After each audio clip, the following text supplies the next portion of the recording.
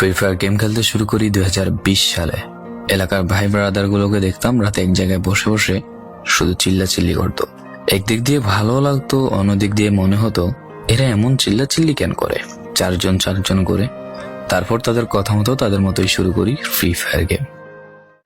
প্রথম দিন গেম খেলে রাত জেগেছি 11টা, যেটা ছিল রাত জেগার প্রথম কারণ এবং প্রথম ভালোবাসা।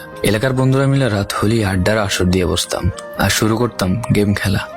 সবাই তখন গেম খেলা নতুন শুরু করি। এত পরিমাণ আনন্দ ছিল গেমটিতে যা বলে বোঝানো সম্ভব না। তখন ভালো কোনো ফোন ছিল না, ল্যাগ করতো, তবুও খেলতাম। আব্বু আম্মুর কি পরিমাণ বকাঝকা খেয়েছি সেটা বলা বাহুল্য। অনেকদিন তো স্কুলও যাইতাম না, বন্ধুরা বসে গেম খেলতাম। কিছু টাকা জুগিয়ে কয়েক মাস পর একটা লেভেল আপ পাস ছিল না, 200 টাকায় বোধ হয় 800 ডায়মন্ড পাওয়া যেত। তো সেখান থেকে 800 ডায়মন্ড থেকে একটা অলগ ক্যারেক্টার নিই। আর সেই অলগ ক্যারেক্টার ছিল তখনকার সময়ের সবচেয়ে দামি ক্যারেক্টার। তখনকার দামি প্লেয়ার মনে হতো নিজেকে।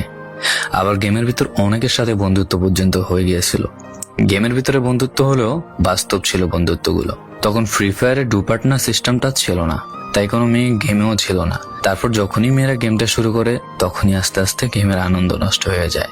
অনেক বেশি র্যাম প্রয়োজন হতো, তো তাই গেমটা খেলতে ভালো একটা ফোনের প্রয়োজন হইতো। কিন্তু তখন ফোন ছিল না, কোনো রকম একটা ফোন দিয়ে খেলতাম গেমটা।